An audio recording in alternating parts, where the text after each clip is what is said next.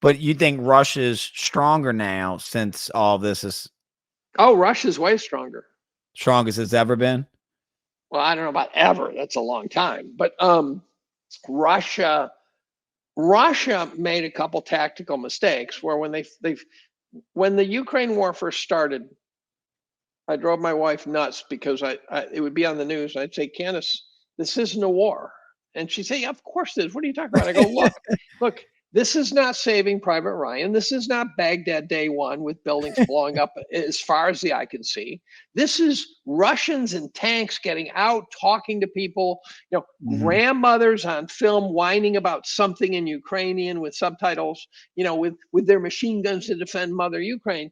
Something exploding so many miles away, don't know what it is, burnt cars. I go, burnt cars? That's Detroit. So actually, when I wrote about it, I showed 6 pictures of Ukraine. They said, sorry, I duped you. That one's Baltimore, that one's Detroit, that one's Lebanon, that one's, and then I said, that one's Ukraine 2016.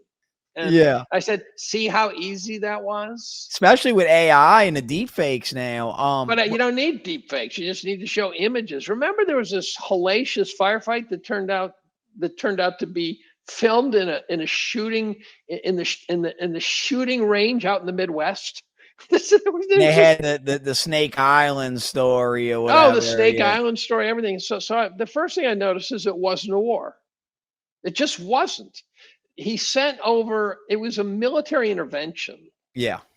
And I believe that he believed that it was like a fastball past the chin of NATO, saying, "Look, we can play this the way you're trying to make me play it." And then he thought he'd get him to the table. His miscalculation was NATO didn't give a shit. And so NATO's now allowed an estimated 400 to 500,000 Ukrainians die. Mm-hmm. Oh, a lot die to piss off Russia. Now, do you think the mothers of those dead Ukrainians would agree with that? Do you think?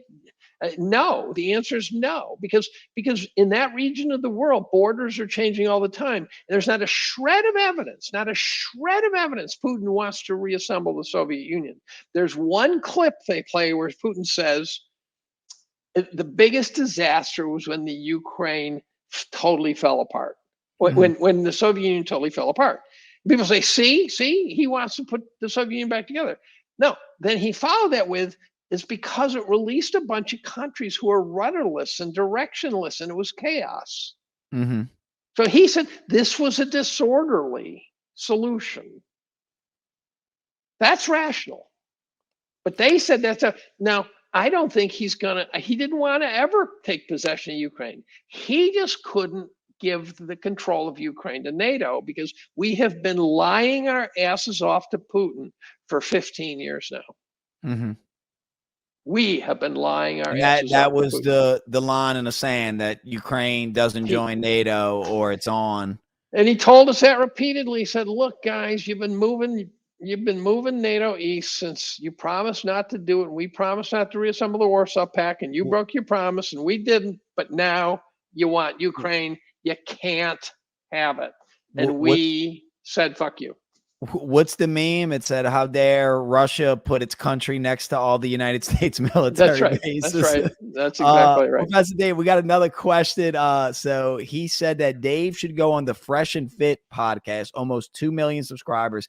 Scott Ritter and George Gammon have both been on. Yeah, now I know who y'all talking about. I did see that little, I don't know if I believe the guy. It was pretty crazy to listen to. But Professor Dave, do you know what the Fresh and Fit podcast is?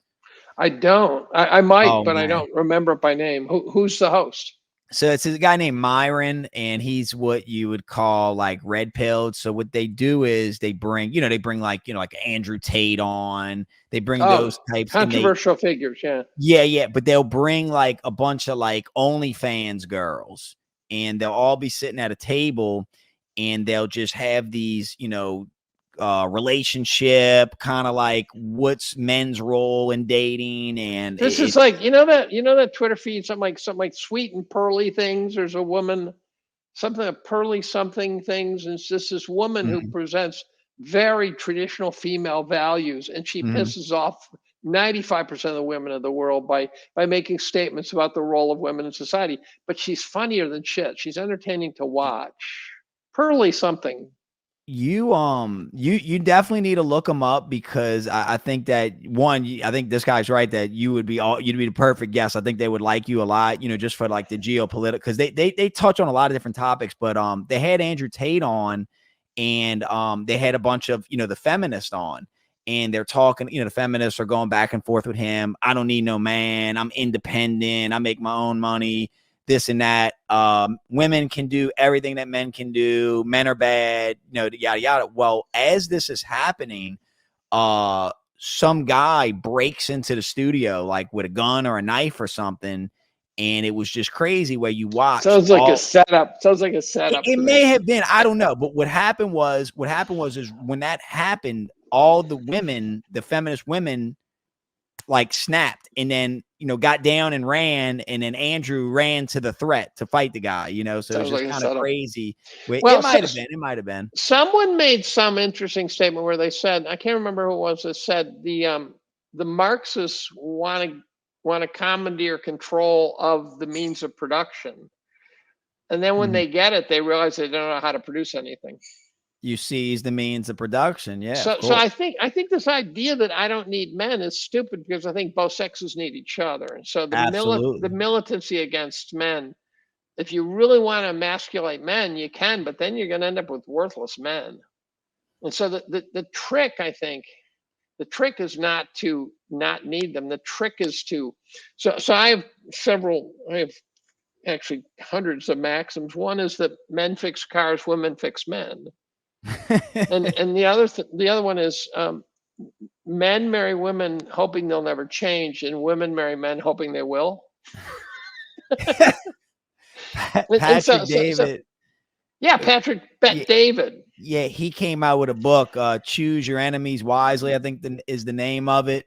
Choose your enemies wisely. And that's what he was saying, that, the feminists, like, hey, I promise, if you're a feminist out there, like, men are not your enemy. Like, this is not the enemy you want. Like, we are your friends. We are not enemies.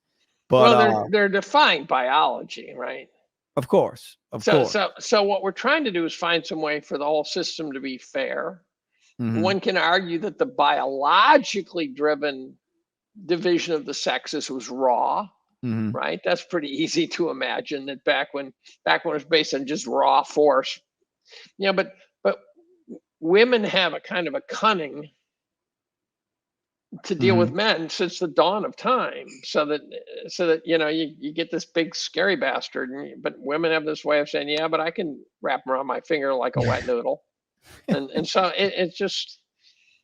they're different.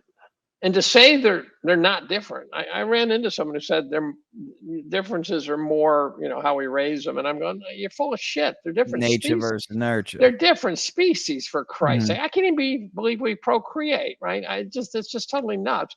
I had a discussion with a couple of kids this week who are very rational individuals who couldn't fathom the idea. I'm going to backtrack a little here. Couldn't fathom the idea that preventing transgender women from competing in women's sports. They couldn't fathom why that was rational to prevent that. This was college students? Yeah, these are grad students, and they're reasonable people, and they've been raised on a diet of this crap, right? Mm-hmm. If you're getting this from daycare, it's a group think. Yeah, it becomes like a group thing. How would you defy that? It's a brainwashing. What did Dr. Robert Malone call it? He called it something. He's been pretty militant. In fact, what did Robert Malone call it when everybody's thinking the same thing? Groupthink is one way, but it was some. There's a mass psychosis. Mass psychosis formation. That's Desmond. That's Matthias. Oh, Desmond's. okay. By the way, it's also a good book. Matthias Desmond's book is very good. Mm-hmm. Professor David. I'm in a doctor Zoom group, and they started out as a bunch of normal doctors who were saying, "Wait a minute, this COVID story is fucked up. Mm-hmm. The vaccine story is wrong," and it obviously collected a bunch of odd characters, including a chemist, for example, guy who was NSA, lawyers who were fighting the big court fights about the vaccine and stuff were all there. Bobby Kennedy showed up, Malone, McCall, all these guys went through it. Guys like Ryan Cole were regulars there, and they're all dark.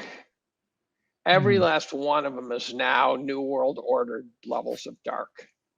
They do not believe there's anything simple about that story. They don't think it was just human error. They don't think it was just guys trying to get it right and blowing it. They all believe that there's something, there is an evil over the Shire that most people are not fully understanding. 100%.